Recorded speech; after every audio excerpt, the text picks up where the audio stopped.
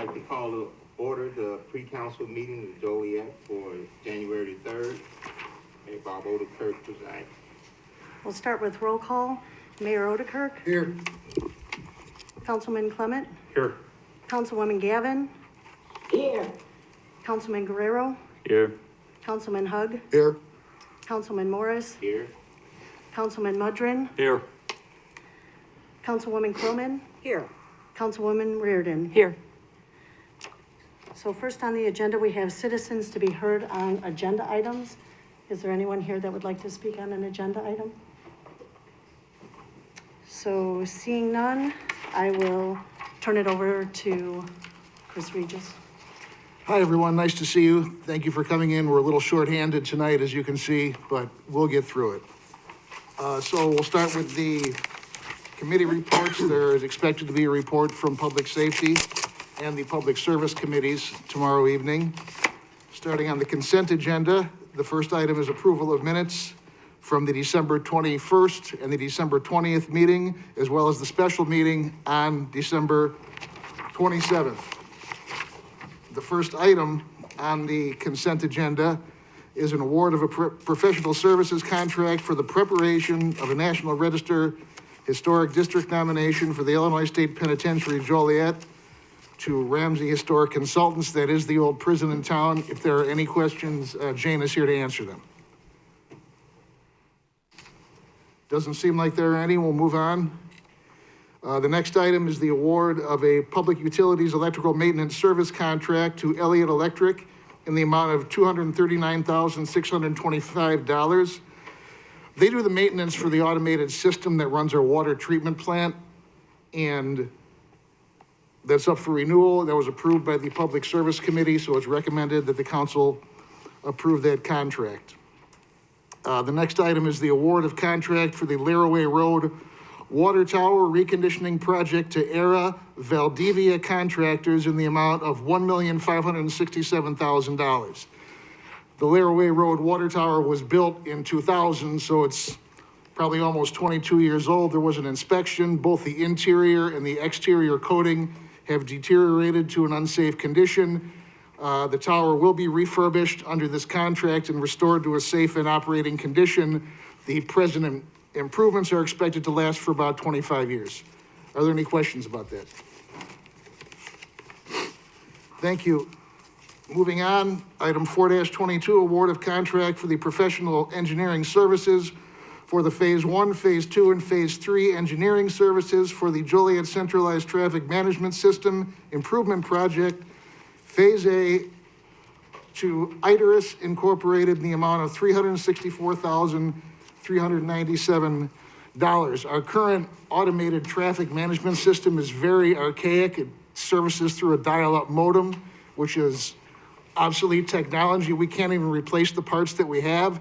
Plus, they're all compartmentalized. There are certain traffic corridors throughout the city that all have their own isolated systems. This new system will provide a unified grid that can be monitored from City Hall and can all react to one another to ensure the orderly flow of traffic throughout the city. It is recommended that this contract be approved. Item 5-22, award of a professional services agreement for the 2023 Water System Rehabilitation Program to Baxter and Woodman Incorporated in the amount of $1,269,900. This is part of our ongoing upgrades. This is engineering services to plan water main upgrades to further reduce our water loss so that by 2030, we are in compliance with federal requirements as far as water loss goes, and we can smoothly move forward into our transmission to Lake Michigan water. This was approved by the Public Service Committee, as were these other items that we're going through, and it is recommended that this engineering contract be awarded. Item 6-22, change order number 1 for the Pryor Street Roadway Improvements Project to Austin Tyler Construction in the amount of $38,722.90, and payment number 4 and final amount of $43,176.51. Back in 2020, the City Council did approve this project. It is wrapped up, and the change order has come in to complete the project, and it was approved by the Public Service Committee, and staff recommends the council and mayor approve this change order. Item 7-22, change order number 1 for the 2021 sodium permanganate solution purchased to Karis Chemical Corp. In the amount of $42,760. Sodium permanganate is used in the chemical that we use to treat the water for radium removal. It also is used to remove hydrogen sulfide from biosolids at the wastewater treatment plant. It is recommended that change order number 1, which is a net increase to $42,760 for the purchase contract, be approved. I guess we used more than we thought we were going to this year. Item 8-22, change order for number 6 for the East Side Wastewater Treatment Plant Phosphorus Removal Project to Williams Brothers Construction in the amount of $77,783.02. So back in 2019, the council awarded a contract for the phosphorus removal product of the East Side plant to Williams Brothers Construction. That project is wrapping, and that change order has come in. And that was also approved by the Public Service Committee, so we are asking that that change order be approved. 9-22, change order number 1 for the 2021 Public Works Landscape Restoration Program to Seasons Landscaping in the amount of $7,849, and payment request number 2 and final in the amount of $17,230. Back in April 2021, the council awarded Seasons Landscaping a contract to go around the city and improve essentially things that were busted up, broken trees, where the snow plows cut a curb into the, or cut a swath into the parkway. And they did that, and they went a little over on it, so there's a small change order in that. It is recommended that be approved by the mayor and council. 10-22, change order number 1 for the 2021 on-call lead service line replacement program in the amount of $100,000. That was awarded again last spring. It was estimated that 50 lines would be replaced. In actuality, 17 additional lines were replaced for a total of 67. So the change order does reflect that, and that is a good thing that we are removing more lead lines than we originally anticipated that we would. So we'll get there someday. Item 11-22, amendment number 1 for the professional services agreement for the combined SCADA control center to Strand Associates in the amount of $14,200. Back in 2020, Strand Associates was granted by this council the engineering contract to work on our SCADA system of the water treatment plant. Again, that's the automated system that runs the plant. And there were upgrades to the system requiring new software, so that's the purpose for the change order. And again, Public Service did approve this. We are recommending approval by the full council. 12-22, amendment number 7 to the professional services contract for the structure review and construction phase engineering for the Centerpoint Intermodal Center North Bridges structures to Rempe Sharp and Associates in the amount of $8,700. This has to do with the Hobolt Road Bridge. Part of our contract with the developer, and that authorizes the city to hire their own consultants to go out and do engineering review on site as well as review of the plans. We awarded that contract to Rempe Sharp. These costs are reimbursable by Centerpoint as part of our contract. As I recall off the top of my head, it's a maximum of $300,000 that will be reimbursed, so we're still not there yet. So we'll get this money back. And so we're recommending that this be approved. Item 13-22, annual software payment for the Census Automatic Meter Reading System to Core and Main in the amount of $69,727. This is the automated reading software, so when they go to your house, they don't have to go in your basement to look at your meter. They can just get it by virtue of a wireless connection. This is an annual fee for software usage, and we're recommending that this be approved by mayor and council. Item 14-22, request to reinstate credit card service charges, late fees on water bills and water shutoffs Back in 2020, mayor and council declared a local state of emergency that provided for suspension of credit card fees, provided for a waiver of late fees on utility bills, and started a suspended water shutoffs as well.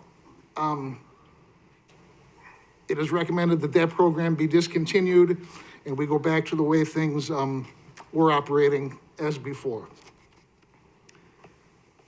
Item 15-22, a request to rescind contract with Plainfield Community Consolidated School District 202 and refund amounts paid in 2021. Traditionally, the city has engaged in a contract with the Plainfield school districts to provide police officers in the high schools during the school year, and the school district has reimbursed us for those costs. That is pursuant to contract. You can see the amounts on the agenda. There's a total of $156,000, $762.60 that there is a requested refund for. We've had that contract with them for at least 3 years. Item 16-22, amendment to ordinance 17683. That's the exempt employee ordinance based on personnel adjustments that were reflected in the new budget. All we're doing is adding a title to that and removing a title from it. So it's a net zero. There are no associated changes in personnel costs with that move. Item 17-22, withdrawal of the preliminary plan unit development of Redwood Joliet subdivision. These are the apartments that were at issue a few meetings ago. The developer has agreed to withdraw their request for that development. Are there any questions about anything on the consent agenda? Actually, on 1722, now, since they withdrawn this, they asked for a table and withdrawn this, does this mean now that they don't come back, or if they want to come back, they have to go through the whole process again, correct? Yes. Okay, just double checking, just for the record. Thank you. Thank you. I have a question regarding 922. Is there any way we can get a sort of a report or a record of some of the things that were restored, some of the repairs that have been made? I can add that for you at tomorrow's meeting. Sure. Thank you. Okay. Just a clarification on 122. So any expenses for the historical status of the prison will be capped at the $35,000 grant? Because it does say several times in legislative text, eligible costs. So are there going to be any ineligible costs that comes out of the taxpayer? Jane is shaking her head no. So it's capped. Thank you, Jane. It's capped at 35,000 with the consultant. Yes.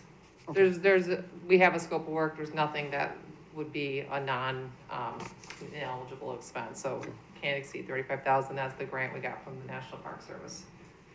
And there was no requirements for matching either. There's no match. Nope, city, it's a full out, no cost to us. Thank you. Okay. Okay, thank you. Moving on, ordinances and resolutions. Ordinance 19-22, ordinances associated with the Joliet Logistics Park subdivision. This was approved by the Plan Commission. This was before council before, and they're back again. The petitioner is here. Do you have anything you'd like to share with us? Good evening, Joe Hammer, Rudiger, Tonelli and Associates. Nothing to add at this point, available for questions. Any questions? Well, we denied this when it first came to us back, I believe it was in May or something, so why is it coming back now? Because it was resubmitted and approved by the Plan Commission. Okay. What, does staff have a recommendation on this? The staff does recommend approval. Okay.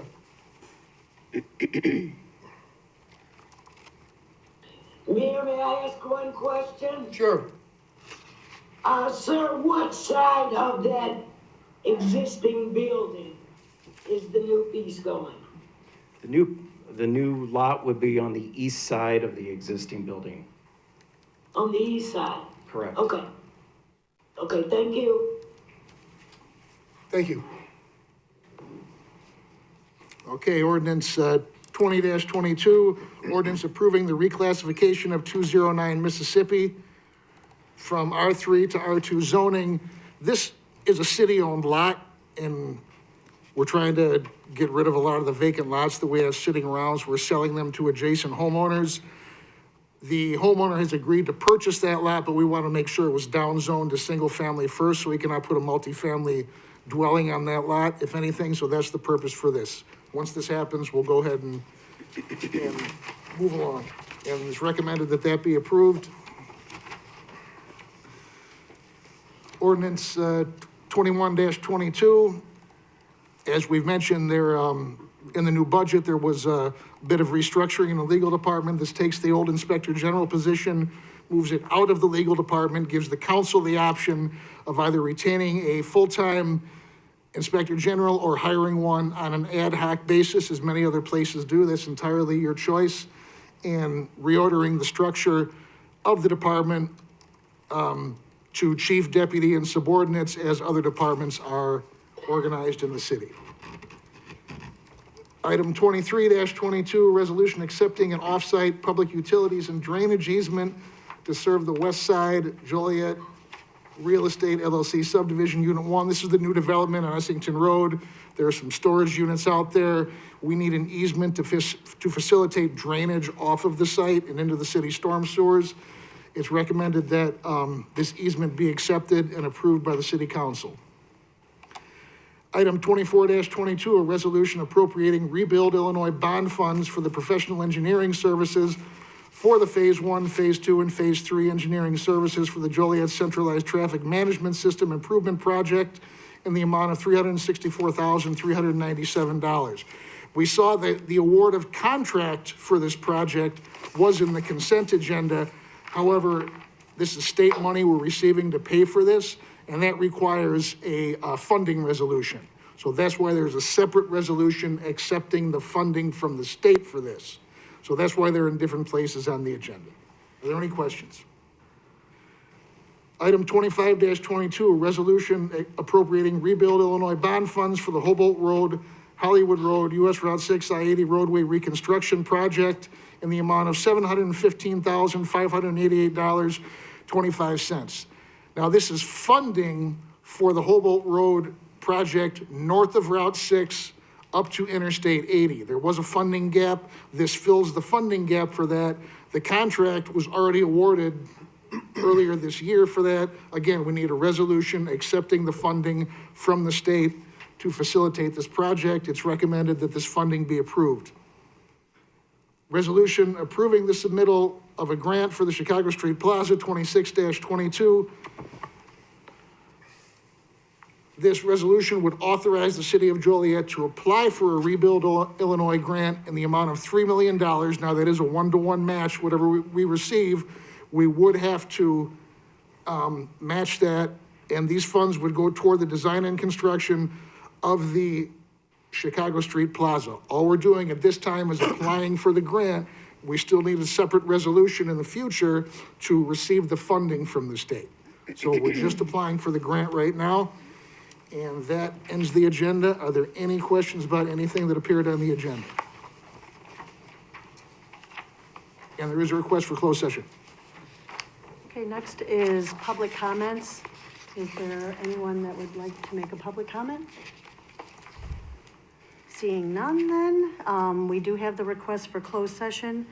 So do I have a motion to go into closed session to discuss personnel, collective bargaining, land acquisition or conveyance pending or threatened litigation, after which the meeting will be adjourned. And just a quick point of order, do we want to do the closed session out here like we were before? Does that sound like a good idea? Yes. Okay. So moved. Second. It's been motioned and seconded to approve, to go into closed session. Councilman Clement? Aye. Councilwoman Gavin? Aye. Councilman Guerrero? Aye. Councilman Hug? Aye. Councilman Morris? Aye. Councilman Mudrin? Aye. Councilwoman Quillman? Aye. Councilwoman Reardon? Aye. Going into closed session.